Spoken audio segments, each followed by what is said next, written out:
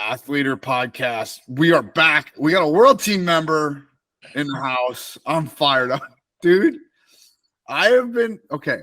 Now I stopped you in Vegas, and I said I have been ringing the Zane bell for the last year and change, and I know that maybe I'm late to the party, but oh my goodness, dude. What a run you've had over the last, let's call it year and change, right? But yeah, man, first of all, thank you for coming on. But no secondly, problem. congratulations. Yeah, thank you. Well, tell me about it. Like, tell me about what you're feeling now. Come on, man. Like Yeah, this is a crazy thing, dude. Yeah, it's pretty cool. For sure. Making my first world team is something that's special to me, and it'll probably always be special to me for the rest of my career, or not just my career, but my life. But at the same time, people are, a lot of people have said that, oh, he's had quite a run. It's like, well, I don't think the race is over yet, because there's a lot more running to be had, so to speak, right? There's a ranking tournament coming up, and then there's the world championships, and then there's tournaments after that. So it's not really one of those things where you stop running, so to speak. Now, obviously, for the next week, maybe I'll take some time to recover my body a little bit. It's not that competition's easy by any means, but no, it's exciting. It's motivating, after a solid series of wins. But at the same time, there's a lot to prove still, right? I haven't been to the world championships yet, or haven't been to a world championship competition in a long time. And I want to do well, and I think there are probably some people still out there who are like, we probably wish it was someone else on the team or whatever. And like, well, screw that. Like, I'll show you why I'm the best guy here, and there's a reason why I earned the spot. And, it's not a time to necessarily just reflect and be happy. And not that I don't enjoy those moments, but at the same time, if you tell yourself fairy tale stories before you go into a wrestling room, right, that's not really doing you any benefit. The real thing that you need to be doing is being present in the moment, right, and accomplish what God has set out for you that day, which today it's talking on a couple of podcasts, getting my mindset. I've got recovery session later. I want to help with Brian Medlin's son, get him ready for Fargo, and be present in the wrestling community. And then tomorrow, more of the same, right?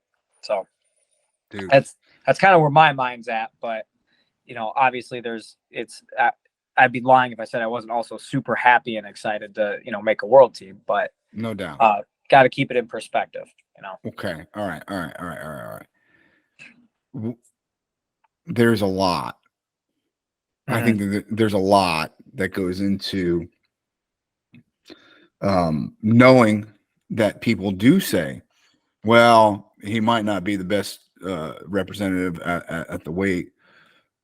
Do you use that as fuel on the day-to-day training regimen?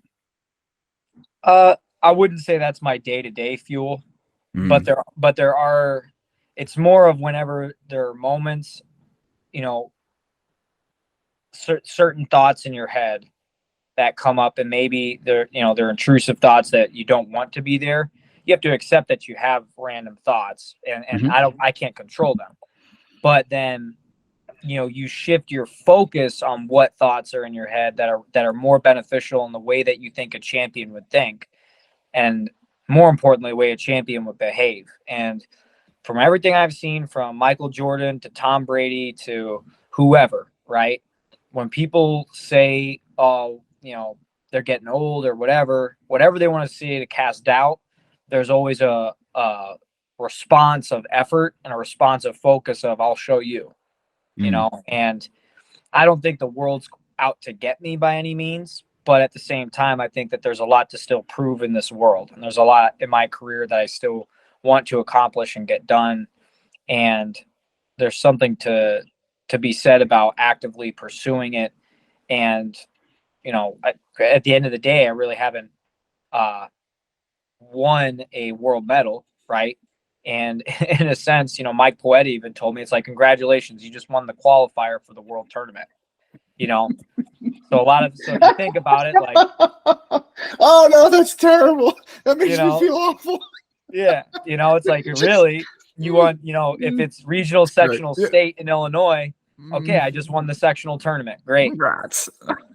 You got state. You got state in a week. You got the worlds in a couple months. So, I didn't think of it that way. That just made like it like made my stomach drop when you said that.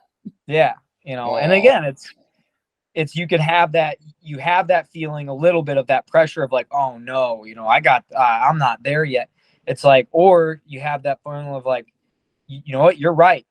There's another tournament. I got to go win it to really make it mean something of an accolade. And, that's also not to say that winning these tournaments isn't a big deal. And the competition I've wrestled isn't really high level world-class wrestlers, right? Those guys are phenomenal wrestlers. But at the same time, I would be doing those guys a disservice not performing my best at the world tournament, right? And really trying to prove and show that no, the United States is the real meat grinder if you want to win a world title, right? And so again, it's kind of about putting it in perspective. But yeah, I won a qualifier. Congrats. How do you find that perspective? Is this something that you've always had, or is there, been someone along the way who's helped to give you this mindset? I mean, there's been times in my career where I maintain a very good job of, keeping it in perspective, where you let the moment kind of get a hold of you too much. Especially I think in college and when I was younger. My coaches, Brian Medlin, Jeremy Hunter, Mike Poeta, all of them, my family members have done a really good job trying to cultivate a proper mindset or a proper mentality going into that. I've done a lot of work with, sports psychologists and reading different, just psychology type books to help frame things in a way that I think is actually beneficial for performance rather than, just, letting your mind run rampant and whatever happens. Like, no, you need to take action and act and dictate your future rather than just, kind of seeing what happens type of thing. Quickly, what if you could give a young athlete one book to read, what would it be?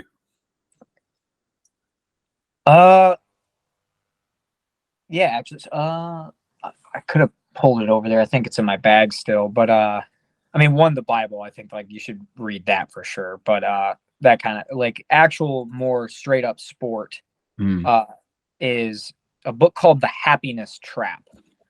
And it's not really a sports book, but it's more of a mindset book. And it really just frames things and teaches you. It uses the ACT, acceptance and commitment therapy model in psychology. And basically the whole model focuses on the idea that your thoughts and your emotions really,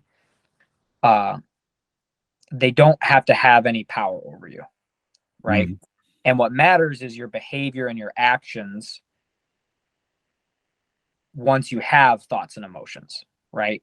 How are you going to act as a person? Because really how you act and how you move and how you do things, that's what's going to characterize you as you, right? Your behavioral patterns, not how you think about things. I can think about being a billionaire right now. That doesn't make me a billionaire. That's not going to make me $1 billion either, right? Some people believe in manifestation. I don't really think that that's a thing because, like I said, I can't just go like, okay, right now, give Mike and me $3 million if I just think it really hard of it. And like, no, it's not going to happen. But what will happen is if you work on your podcast and you build your brand. If I go out today and I do my training to the best of my ability, whether I want to or not, and we have thousands upon thousands of thoughts and emotions throughout the day. And we actively choose to ignore, and we actively choose to give power to some of them, right? And really the book teaches you that the thoughts that you somewhat give power to should be the ones that coincide with the behavior of the person that you want to be. You know, what do you value as a human being? What do you value as an athlete? And then your behavior needs to act accordingly. And however much you want to do it, wanting to do it is an emotion, right? But valuing it, that is who you are. If you're a guy who values scoring takedowns, a lot of them, right, and you value high pace offense, well, you need to have a high pace offense. And whether you like it or not, you know, all the time, you need to go do high pace offense. But then, you know, vice versa, if you're a guy who wants to be known as a tactical guy, or you just want to be known as the wrestler who works his butt off, you need to go do those things. You can't just say them and think them and feel them. And, you know, because again, it's like I can tell myself a fairy tale ending right now, but that doesn't mean it's happening. Right. That makes all the sense in the world. That's good. Okay. I have been proud as an onlooker to have witnessed your progression. It's like as a person that didn't even take any part in it at all, I have been super proud of your progress, probably because I think it exemplifies what I would like everyone in our sport to work towards. How do you approach progression? What processes? Because you probably didn't have the end of your college career that you wanted to, and you probably didn't have the beginning of your international career that you kind of would have hoped to.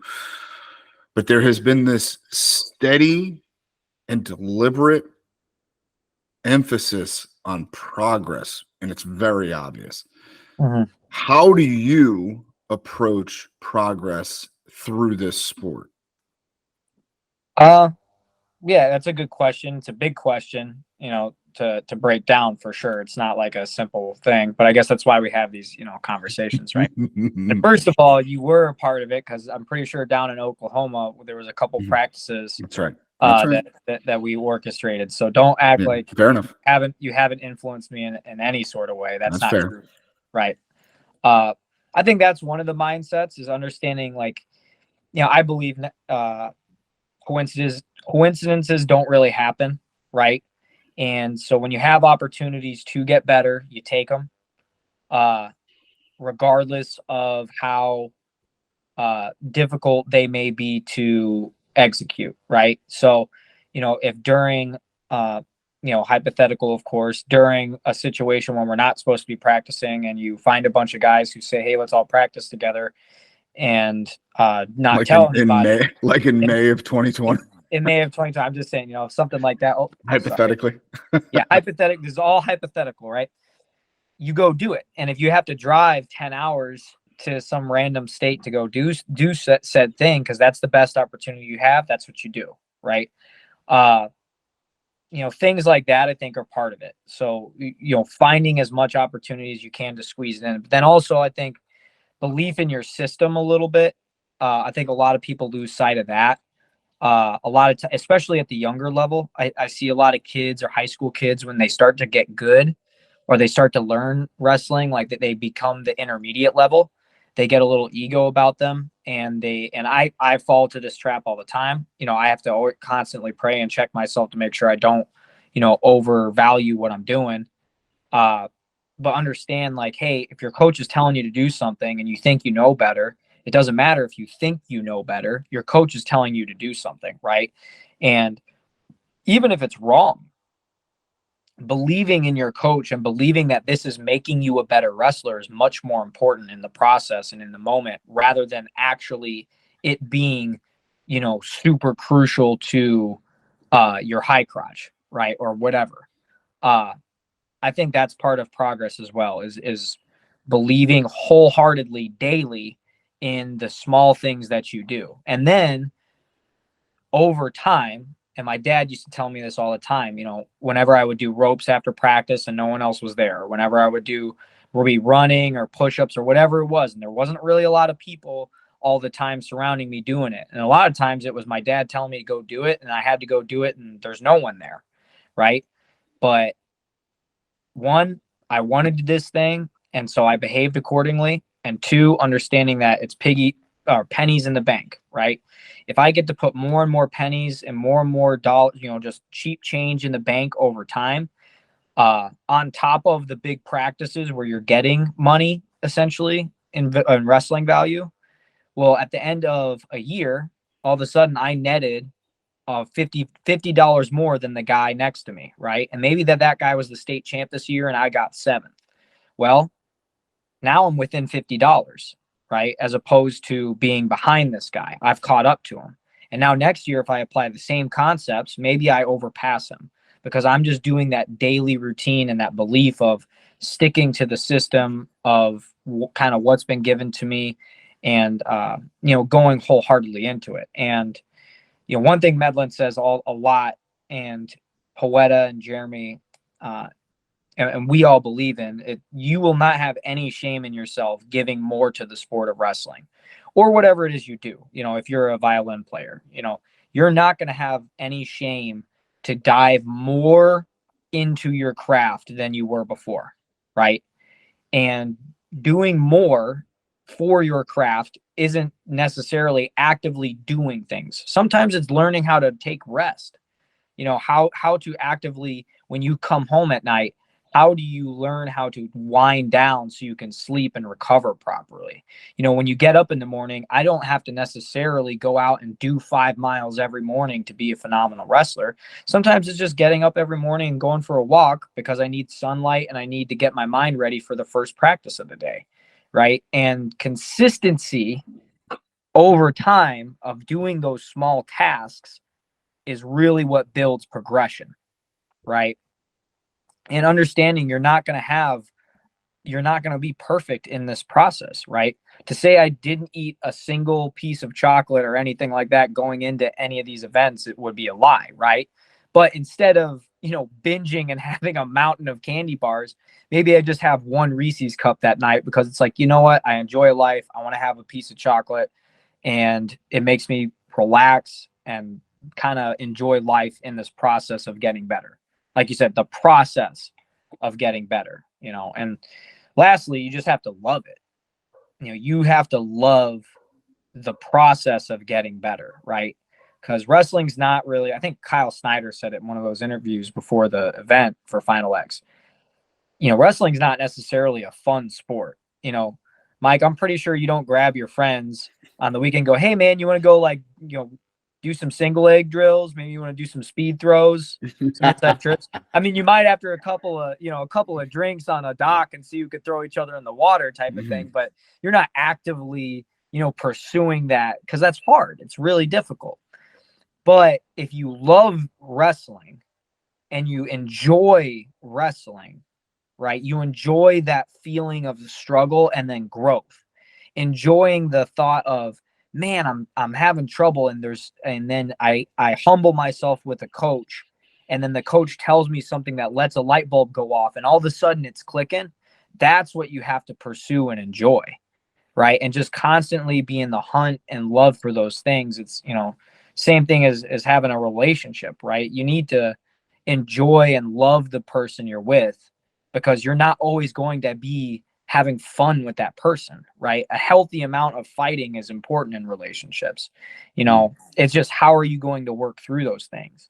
And once you work through them, you're now closer and you're better for it. And it's the same thing in wrestling, right? I can't expect I'm going to win all the time in wrestling, and I can't expect I'm going to enjoy or not enjoy, but I'm going to have fun all the time in wrestling. But I can't enjoy the moments of even when I lose to somewhat say, you know what, there's a lesson to be learned here. And if I can find that lesson, the next competition, I'm going to be ready and I'm going to win. Right. And that you have to love. You have to love that moment, kind of at all times. You don't have to be thankful for all situations, but you must be thankful and grateful in all situations. one of the things that you mentioned was, kind of pennies in the bank and, doing things consistently over time. And I think when you talk about it at a high level like this, you're like, oh, I'm really motivated. But all of a sudden, 6 o'clock rolls around and you're like, oh, time to get up and go for that walk. How do you motivate yourself on a daily basis? I mean, I don't think motivation's probably not the right word. I've listened to Jocko Willink and his podcast and Goggins and those guys, and they talk about how motivation's kind of just fleeting and weak. Motivation's more of like a feeling you get. And again, you can't rely on that feeling motivated to do it, because then it's not reliable. You don't control whether or not you feel that. But again, behaviorally, I want to be a world champion, right? And I'm sitting there, my legs are tired, and maybe I have a headache because it was a hard practice and I lost a ton of weight. Maybe I'm hungry because I'm cutting weight and I can't eat everything I want to. But I know a world champ is going to do said thing because he loves wrestling more than he loves this, more than the pain that's involved and the negative side effects of it, right? And there are times where I think too, it's like, I think a walk is a bad idea at this time. But more importantly than anything, it's just understanding, what do I value in this world? Before I die, because we all will die, right? What do I want to have done with my life? Whether I accomplish my goals or not, what actions did I want to take to where when I'm on a deathbed, I can say I did it the right way, right? And I want to be able to say that, yeah, I always took my walks, right? I always was in there training. I had to listen to the days where Medlin kicked me out of the wrestling room because he doesn't want me in there, right? I had to listen, and I had to be humble and respectful of his knowledge, right? And it's, again, a lot of times this comes back to faith and religion, where, God and Jesus teaches you these things. And if you rely on him, I mean, a lot of times he will teach you how to live a proper lifestyle in this process, right? More than anyone, I think, can.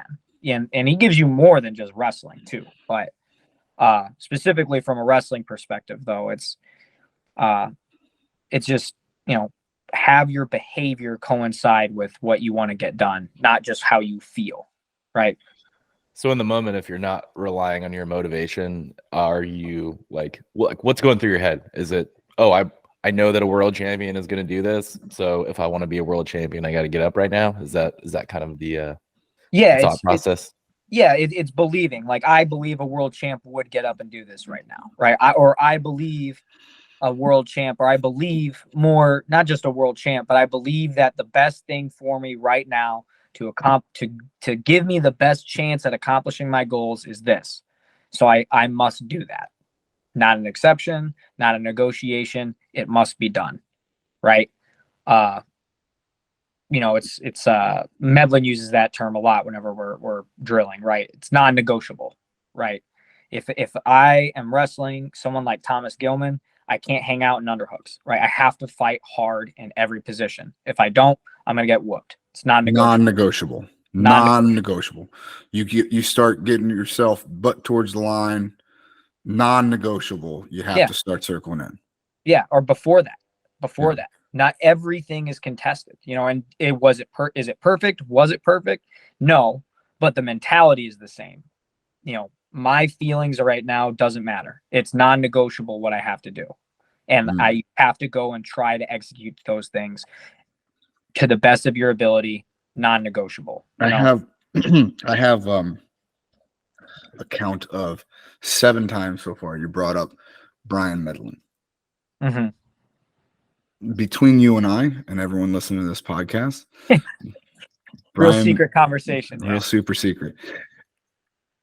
Brian Medlin is probably one of 3 people that that is an NCAA coach. And I guess he's not. He's technically a club coach, but you get what I'm saying. Yeah. Is probably one of 3 club coaches or NCAA coaches around the country that I'd actually like to spend a lot of time with. Mm-hmm. And it's because of his philosophy on the sport.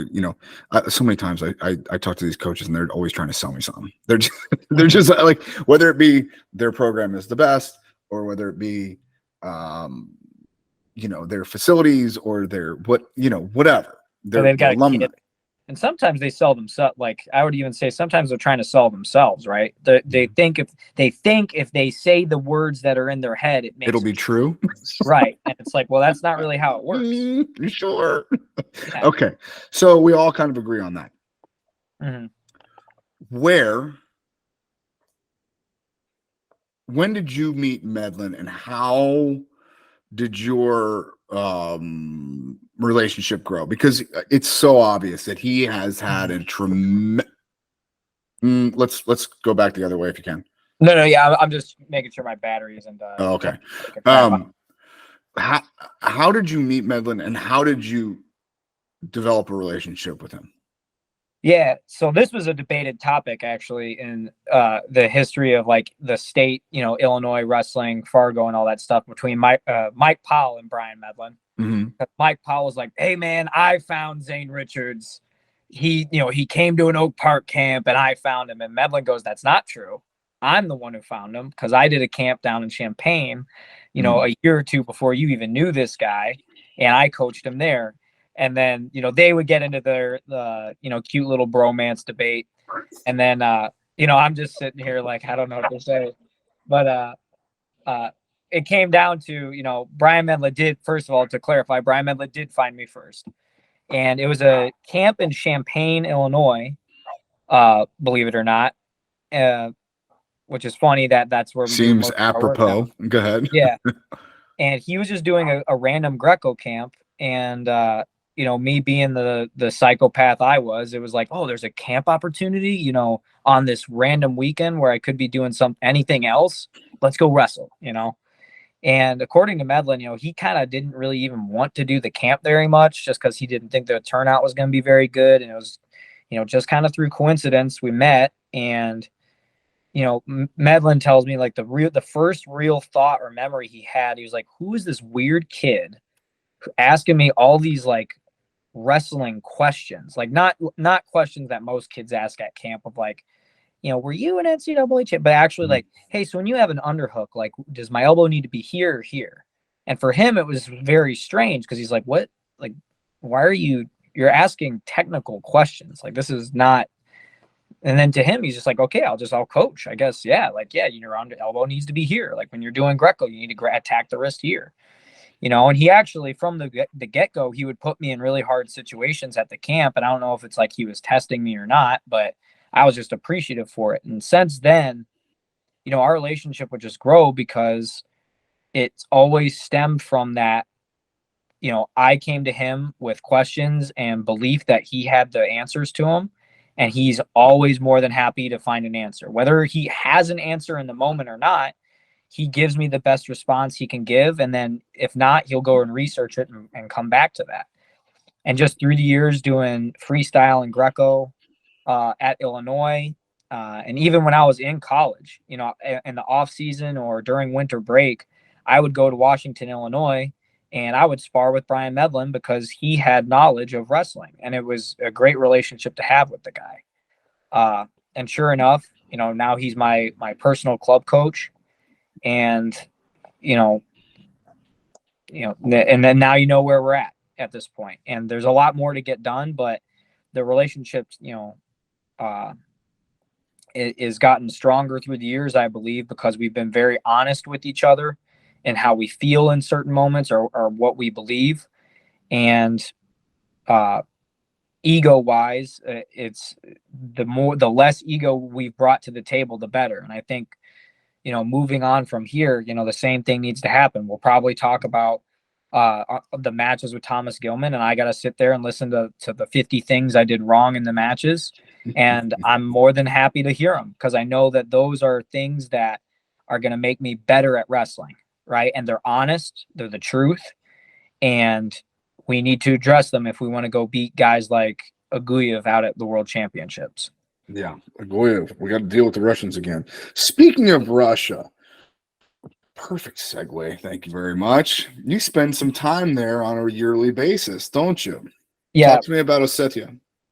I mean, that's like wrestling heaven. If you have an opportunity to get out there, safely. Obviously right now it's extremely difficult, but at any point, and hopefully, I pray that conflicts like that end. At any point, if you're a student of the game and you have the means to get out there and see those people, and you're prepared for a real lifestyle of wrestling, you couldn't really ask for anything better. It's very similar to how it is at the Olympic Training Center, where basically you live in your dorms, they provide you food, you go and you wrestle, you go rest, and then you get ready for the next practice. And everyone there is remarkable human beings. They take care of you. They let you come into their culture and be a part of it. And they're more than happy to work with you on a daily basis of getting better, right? Now, they will still prioritize their wrestlers over you, which makes sense. I'm not like expecting them to just be like, hey, I'm the American here. You got to do everything for me. But they also, if you asked and like, hey, I'm struggling right now, or, oh no, I don't have a shirt or something for practice, they'll give you the shirt off their own back just so you can get to practice and be a part of their culture, and they're just phenomenal people. And then of course, it's one of the best wrestling, probably the best wrestling, not probably, I think accolade wise, it's the best wrestling region in the world. Right. It's not arguable. Right. It's not arguable at all. The amount of Olympic medals and Olympic golds from that one Caucasus region. Yeah. It's crazy. It's kind of staggering, really. I mean, when you look at it, it's staggering. But so I guess what the real question is, well, first, what is a day like in Ossetia when you're trained to be a world champion? Day in the life. You wake up, around 7:30, 8 a.m. Everyone kind of meets outside. The coaches give some sort of daily kind of like motivation, not, huge, but a small speech before they go on like a walk. Some of the guys go on a jog, they do exercises. It's usually guys who you can tell maybe are working on their cardio or coming off of an injury or feel like they need to get their weight down. But a lot of them just, they put their jackets on because it's in the winter. And when it's been in the winter. And they go, on about a mile walk and just kind of warm up for the day, get some sunlight. They all come back to the academy. Breakfast is ready for them. They sit down, they eat. It's about 8:30, 9 a.m. at this point, and practice starts at 11. So, they've started the day with a warm up or, light exercises at some point, and they're awake, they're conscious, and pretty much everyone just kind of goes about their daily routine to get themselves most optimally prepared for that 11 a.m. practice. And then practice starts. It's usually an hour and a half to 2 hours of structure, very long extended warm up. I'd say the average warm up is at least 15 to 20 minutes long, where a lot of times in America, it's like 5-10 minutes max. And all the guys are sweating, they're breathing hard before they even start drilling. Lots of calisthenics and acrobatic type of exercises. I usually use a lot of those for my own stuff. And then from there, you get in your drilling. A lot of these camps, they spend a pretty minimum time just running through technique, but they let you have time to work through positions and drill what and then they usually spar the same position. So you do that for the good first hour, that 40-minute block, and then it's followed by either different types of live situations or different types of match scenarios or kind of shark bait type of live goes, very similarly, to the US. And then after, there's usually a good 30-minute block to an hour where it's kind of open mat. You can get drilling in, you can get ropes or bands in, you can do stance and motion, you could do more live. There's all sorts of coaches just hanging out. No one's in a huge hurry to get stuff done, but they are working constantly, right? It's a consistent, even workload throughout the practice segment to get what they need to get done for that moment, right? And it's pretty clear that most guys have a focus of what they want to do. And you take guys who are really, really next level. Sidakov, I mean, he's like a buzzsaw in those workouts. It's crazy. When I get to look over for brief moments and see him, I mean, he's lasered in. I don't know if I've ever seen him without a look of real determination to get something achieved and done at that practice, So after that, people shower, they hang out, lunch is usually ready. You go, you have lunch.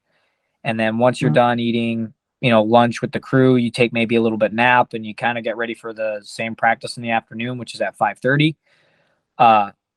Sometimes it's the same structure. A lot of times 5:30 could be just cardio in a game.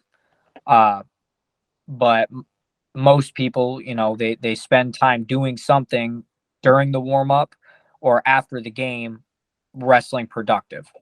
And then after that practice around 7:38 is dinner. And then, you just cool down for the night, go to sleep, wake up, and you run it back. Monday, Tuesday, Thursday, Friday are the main two days wrestling mat practices. Wednesday, Saturday, there's a morning workout. So more of like a game of basketball, or maybe they do some sort of running with weightlifting type of exercises, but it's lighter for you to recover. They sauna on those days, and then Sunday is completely off. And they are, and as I've gotten older, I've adopted more of this mindset. When you are off the mat and they say for you to rest, you rest. That is part of being a pro athlete. That is part of taking this job seriously. And if you are doing more than you should or overdoing it, the coaching gets very upset with the wrestlers, right? That's not to say you can't do it. I know some of the guys do that. But at the same time, a lot of those guys too, they take their rest very seriously. Just like, I use Sidakov just because that's a good example that a lot of people know right now and that I get to see. And the Russian we have in our club right now, I mean, he tells me the same thing. And a lot of times I'm high strung for like trying to do more. And he very constantly tells me like, no, brother, you cannot do this. You must rest today. This is not good for you to exercise right now. This is bad because then tomorrow you will have less energy. And, the mindset is really focused on when you are in the room and when it's time to work, you are going whole ass into that work segment, right? When you're outside of it, it's preparation and saving energy to get ready for that next work segment, right? So everything's designed to maximize your time in the room. And really the other big thing I note and that I talk about a lot with the people who I've gone over there with, like Brian or, some of our other wrestlers have been there, is there's really no distractions outside of the wrestling culture. And I think that's what, as a country, that helps them separate. Now they have that because of certain financial means compared to the United States, right? Our lives are phenomenal here. I'm not trying to say they're not, but for being conducive to being the best wrestler, it's not easy because we have a lot of distractions. There are a lot of people, when you're a college kid, going out and drinking and doing things that are not very good for your athletic body. Where in Ossetia, they have fun on the weekends and they enjoy their time, but they also surround themselves with other wrestlers so they can monitor themselves. And there's just not a lot to do. They go home, they rest, they come back and they train. They go home, they rest, they come back and train. And just like pennies in the bank that we talked about earlier, they do that for a whole lifetime of training. And one of them described to me, it's not, hey, I've been training senior level, Zane Richards, I've been training senior level since 2017 when I graduated. No, I've been training for the senior level since I started wrestling, right? And that's how they look at the progress of their wrestling career. When you start training in wrestling, your whole career is the training process, right? Up to those moments. And it's not, I trained for 3 months to get ready for this competition. No, I've trained for 20 something years to get ready for this competition, right? And they have a very big picture mentality of consistent work over time will get you to that spot. Okay. Well, hold on now. All right. It's obvious that you've taken that approach, right? Your achievements in this sport seem to be far bigger ahead of you than they were behind you. How would you explain? So let's say after this next quad, after 28, you're done. You're never going to wrestle again, whatever. You start coaching, okay? How do you explain to a dad that is bringing an 8-year-old to you as a coach? How do you explain to him that, like, hey, man, this really has nothing to do with Tulsa? Like, it says nothing. Like, I don't think you get it. Like, how do you explain that to them? I mean, that's the $1 million question for us, isn't it? I mean, and don't get me wrong, I did Tulsa, I did all that. I know stuff, we all right? did. Yeah, And everyone did. But and I do think cultivating a competitive nature is really important when you're young. And I do think getting reps in competition is important. We clearly do it too much in the United States. And really, I think just what it comes down to is like, do you love wrestling? You know, right?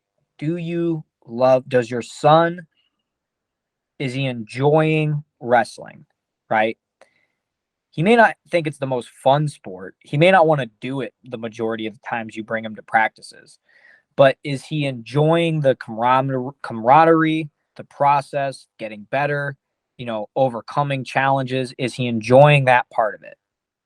And that's really, I think, just the simplest way and most direct way you can explain it to, kind of crazy parents.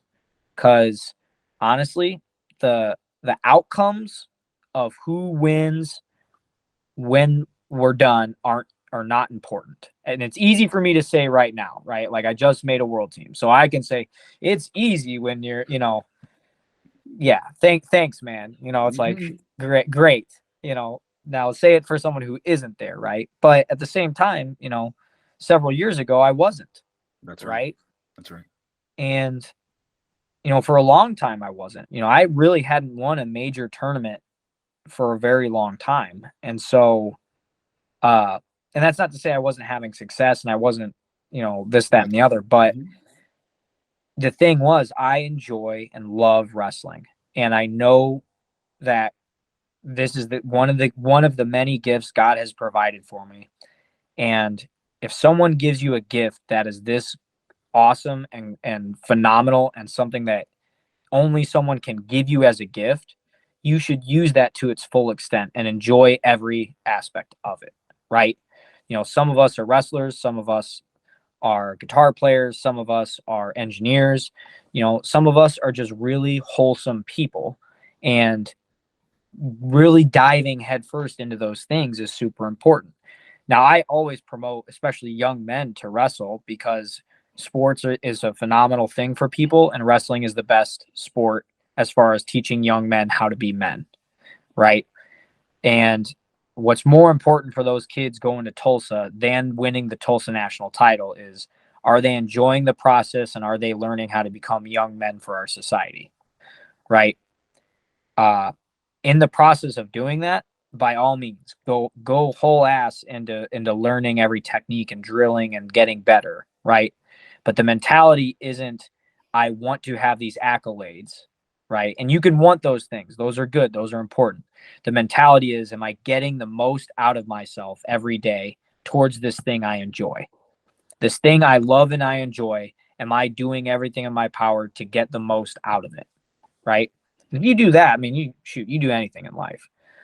But I really believe that parents, and there's dads I talk to even on this, to this day, where it's like they'll nod, they have this conversation, and then they immediately turn to their son and they say crazy shit to them. And I'm just like, what conversation did we just we have? just talked about this. Like, yeah, there was one the other day where it was like, oh no, I don't push him into nothing. I don't in that. All right, so you gotta lose 3 pounds, like, get you ready for this tournament. And I'm like, bro, this kid is 60 something pounds.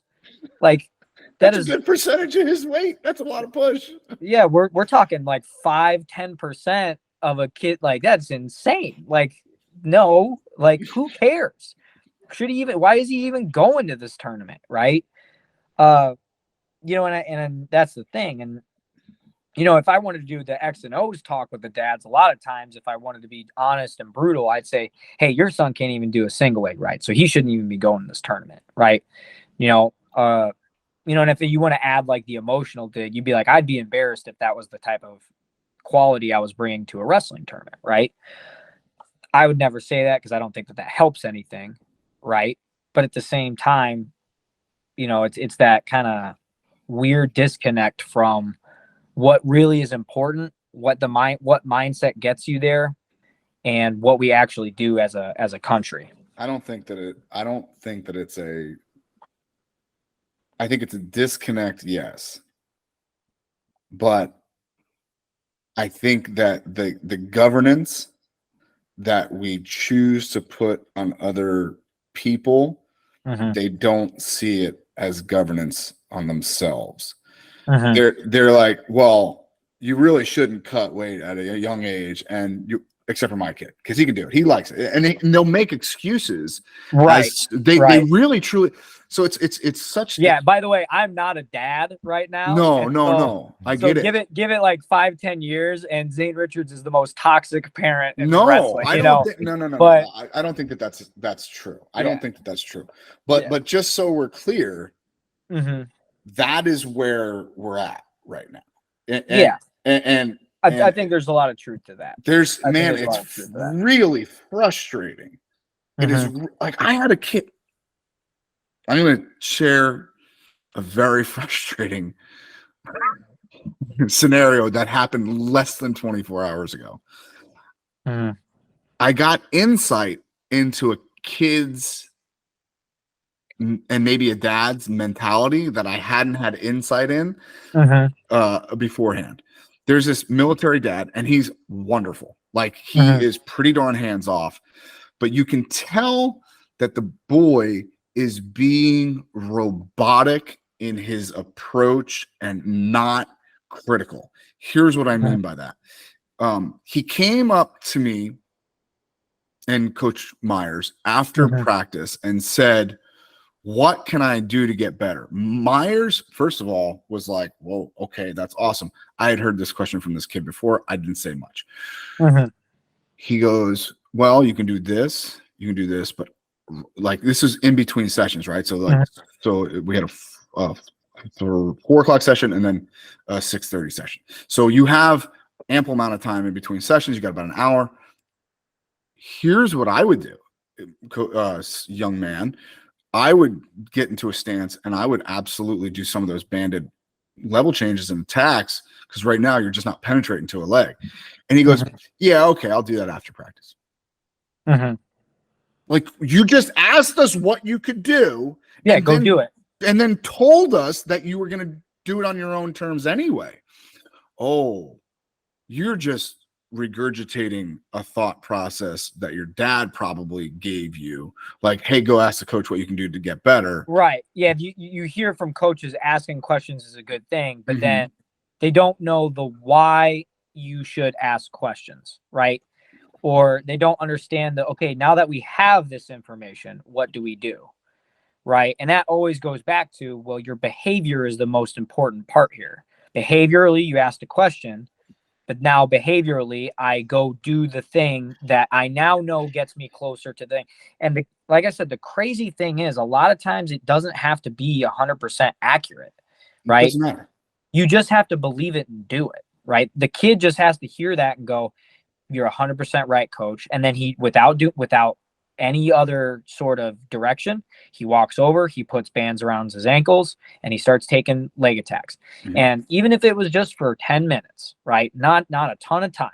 And he took quite a bit of time in between reps. So he's getting, let's just say he's getting 10 reps every minute, right? So like a very moderate pace, right?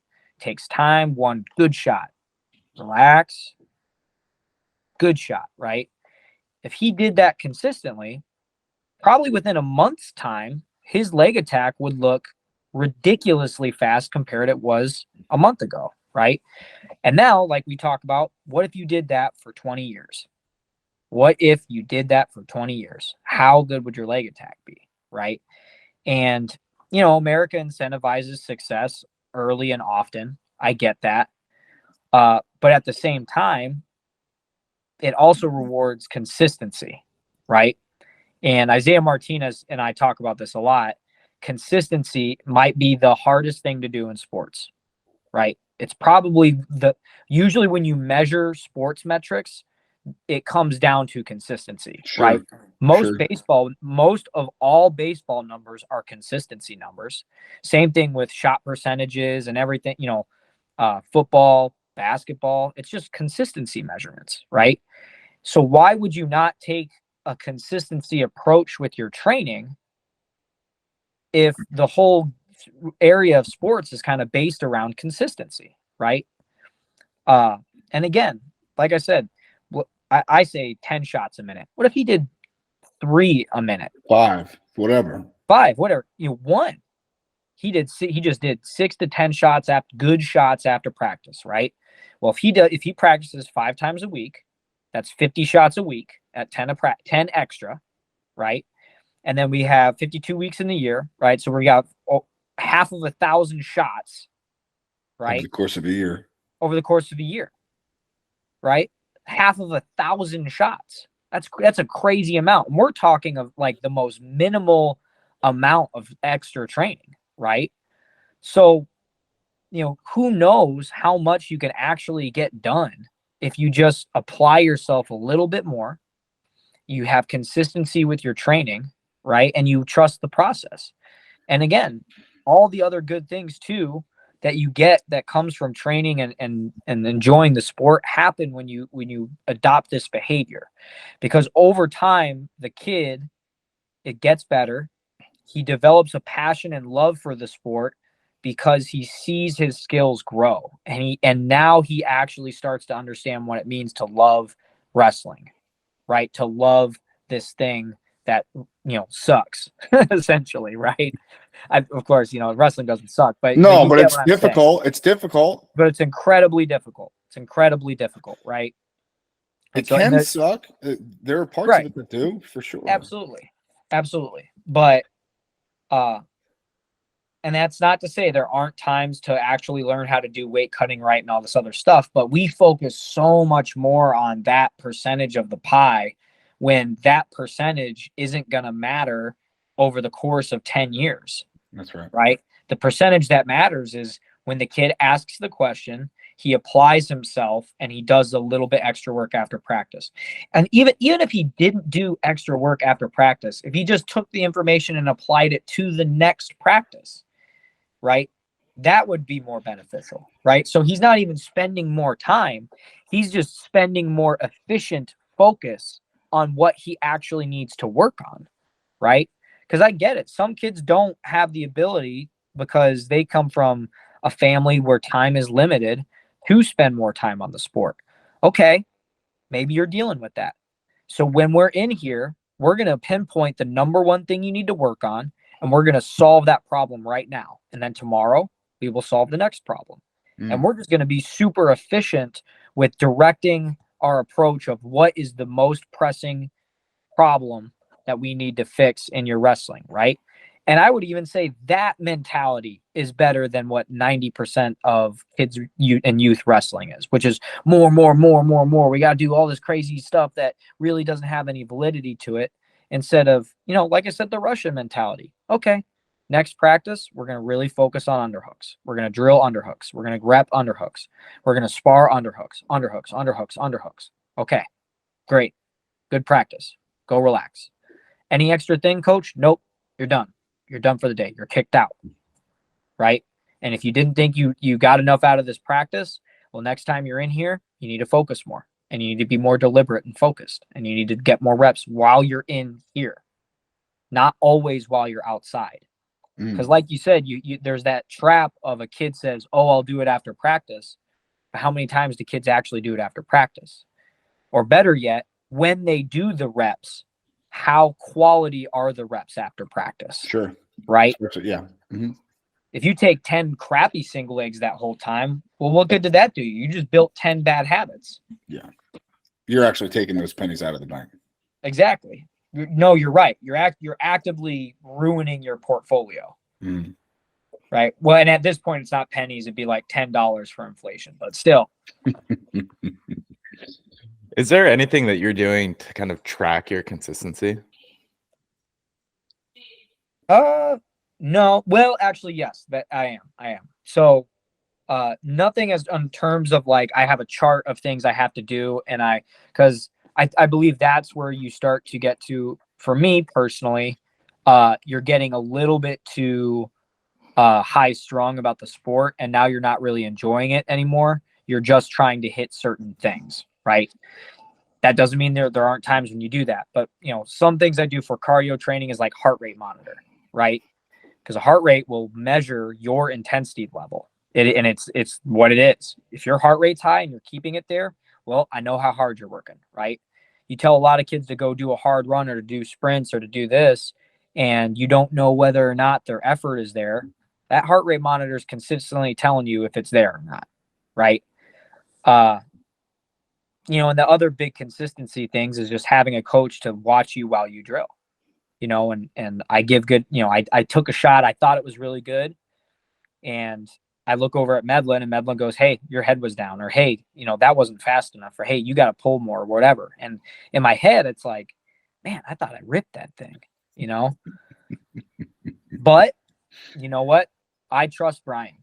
He's not going to tell me that just to mess with me. He's serious. I better, whatever feeling that was, head's got to be more up, plain and simple. Right. So I think that having a coach to monitor your drilling to some extent, right? Tracking calories for diet, obviously that's always a consistency. That's a number, right? Measuring my amount of sleep, right? When I go to sleep, things like that are consistency numbers. And then, Are you an 8-hour sleep guy, or is that not a thing? I try to be. I try to be eight or more, really 8 or more. And I'm pretty, there's times where I believe I don't like doing this, right? I don't like skipping meals because I do think you need energy to work out. Even if you're cutting weight, you have to have energy to work out. Mm-hmm. But I will, if it means getting another hour or two of sleep, of rest from sleep, and having maybe a significantly smaller breakfast, then I will spend the time on the sleep than the food. Again, that's also me knowing exactly how my body feels. You're pretty dialed in. Knowing when I need what. But I would say the general rule of thumb would be make sure you're getting sleep. Really make sure you're getting sleep. I think that's huge. I don't think that's like a trend that's not valid with people. I even bought blue light blockers, at night for all those things. And Medlin loves roasting me for them. But at the same time, there was like a good 2-3 weeks there where I didn't have them, and it was hard for me to sleep. It was hard for me to sleep and stay asleep. And then I started wearing them, and whether it's the placebo or not, I was sleeping more consistently. I was sleeping through the night, so I'm wearing them. You can call it what you want, right? You can call it placebo. I don't give a shit. Right. You got right. The outcome is still the same. Right. What else, Joel Shaw? Anything before we get moving here? No. Dude, take it home. Let's go. Zane. Incredible run so far. I'm so excited to see continued progress. It's amazing to me. It is truly amazing to me. And you are an absolute result of the American system. We're figuring it out. We're figuring it out, right? Because I think 15 years ago, 20 years ago, a Zane Richards being around the sport is less possible. I think it's less possible. You just wouldn't have as many avenues to train, to compete, to live as an adult human through this sport. And I think it's a testament to the RTC programs and just USA Wrestling. I say United States Wrestling You know, not the entity that is the governing body in our country. Not that they have, you know, they don't have anything to do with it, but the point is that you are a product of a true product of American wrestling, and it's amazing to see. So thank you very much for coming on. Thank you for having me. How do people get a hold of you if they got maybe a question for you? Do they get a hold of you on social? Yeah, I'd say probably Instagram is the best way to go about it. I don't have notifications on Facebook because I think Facebook can be kind of crazy. I have a Twitter, and I rarely get on that because I think Twitter is even crazier. As much as you have to use it, you know, obviously, I just like, for me, it's like this is too much. Toxic. It's gross. Yeah. And even Instagram, it's like I'm like, all right, you know, I saw a crazy post. I'm off for the day. That's it. I'm done. You know. Yeah. Can't let that rattle around all day. No. Yeah. No. But yeah, I would say just, you know, hit me up on Instagram. I really try as much as I can whenever people send messages or they say congratulations or whatever to say something back that isn't just thank you, salute, you know, but something hopefully a little more personal. And you know, if God can give me guidance and wisdom to help people, like I'd love to do that. So, you know, feel free. If you're a kid reaching out and you've got questions or whatever, just, you know, hit me up on Instagram and I'll do the best thing I can for you. Get your butt out to San Diego soon, brother. It was good to speak to you. Yeah, of course. It's beautiful out there. For sure. Not so bad. Thank you, Zane. I'll talk to you soon, brother. Thanks for having me. Later, guys.